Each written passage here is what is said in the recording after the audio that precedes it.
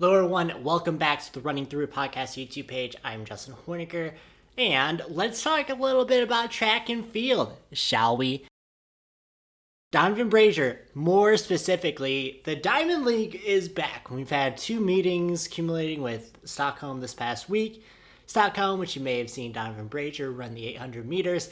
For U.S. track fans, what Donavan Brazier is currently doing is pretty unprecedented. It feels pretty special, and it's funny because I wrote an article about it today where I was kind of diving into the facts, diving into the stats a bit.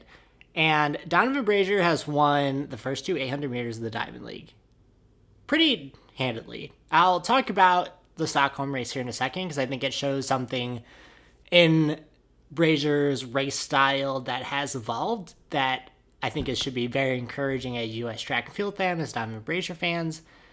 Something that bodes well for his world championship defense heading into Tokyo next year, that he is learning certain tactics and things. But some historical precedents to put into perspective what Brazier has done so far. When Alan Webb won the Diamond League 1500 meters, we all kind of collectively lost our minds. And all said, that race is fantastic.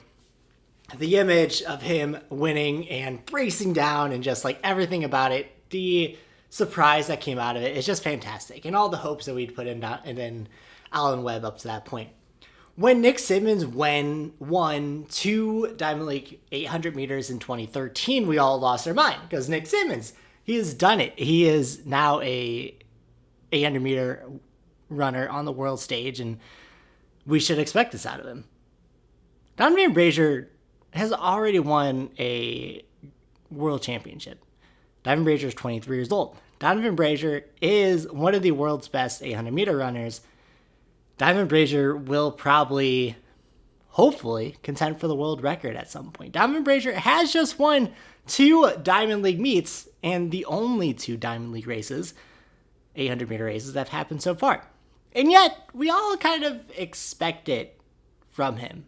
On a certain level. He has already reached that point as a 23-year-old that if Brazier doesn't end up winning the series at the 800 meters, it's going to be almost like a disappointment, especially with this 2-race lead when it comes to points in the standing. So it really puts into perspective just how incredible Brazier is and how much he maybe doesn't get the credit for being how dominant he's been so far. And, some of that is with the runners that haven't been racing Diamond League. So there's no Nigel Amos. Obviously, with Rudisha being hurt the past couple years, that does kind of hurt the claim a little bit. But he's still beating top-notch 800-meter runners. He beat Ferguson Rotich handedly this past weekend. And I guess we'll get into it now. The tactics used are pretty amazing. He had talked in the mixed zone, which I was able to get my hands on, that was interviews, talked about feeling a little bit beat up from the travel and just from the stress of racing in Europe during a global pandemic, and what he was able to do, which was basically tuck in and forth behind Wesley Vasquez for 600 meters, almost at 680. I'll put the screenshot here. At 680 meters, he comes around the turn and kind of slingshots his way out to the outside of the second lane. From there, he just kind of powers through everyone. He goes from 4th to 1st and wins by 20 meters by a second. And it goes to show like the advancement of the belief that he has in himself right now, that he believed that even though he was in 4th at 680, that he could just roll out into that outside lane and pass them all. The level of toying with the field, and it's just a savvy move all around, how he's able to find that gap at 700 meters and just slink his way out and zoom, and it's done. So all it's to say is that Donavan Brazier is really good. He's pretty fast, and we should expect so much more out of him. I think, the difference between someone like Brazier, a level of talent like Brazier and a level of talent like Alan Webb and Nick Symmonds, 3 different types of middle distance runners, where Alan Webb kind of is what was supposed to be what Donavan Brazier is. That early success, the best miler since Jim Ryan, the early wins, the winning Diamond League early on in his career. and then kind of the stopping and starting from there. Whereas Donavan Brazier, his level of consistency is something that Alan Webb never had in his career. And just the level of training and the belief that he has in himself is something that Alan Webb never seemed to have either. Alan Webb was definitely a little more cockier, definitely a little bit more of a personality than Donavan Brazier is, which maybe that level of personality makes it a little bit different of a story too, because Brazier can be, he's pretty straightforward. He's a little bit boring at times, but when he races, it's all you can talk about. So he leaves us talking on the track.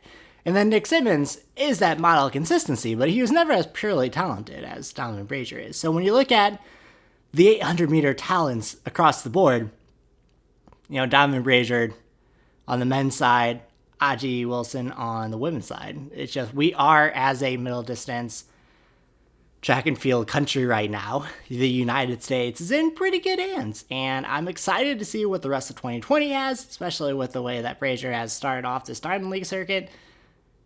Assuming that, we have to always say this, but assuming that it finishes how it's supposed to.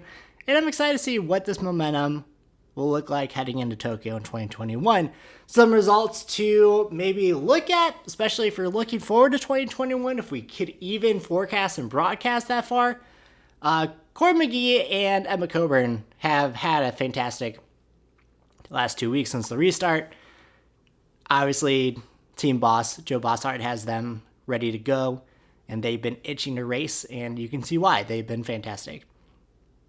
What we've seen from them and what we haven't seen from some of the women in the middle distance circuit and from the rest of the steeplechasers that are chasing after Emma Coburn will be extremely interesting heading into 2021. But that is a topic for another video. Thank you so much for watching. If you have enjoyed this analysis and you want to see more like me, smash that subscribe button. Give me a thumbs up if you like me. I will post the link down to the latest podcast where I talked to Haruni Wijnaratne about her experience at the Music City Distance Carnival in Nashville and just their experience, what they had to go through to get that meet going. And she set a Sri Lankan national record in that meet, so check that out if you want to hear about that experience, about her experience as a runner. The video will be up on this channel sometime in the next couple weeks when I get around to it. And from then, happy running, everyone.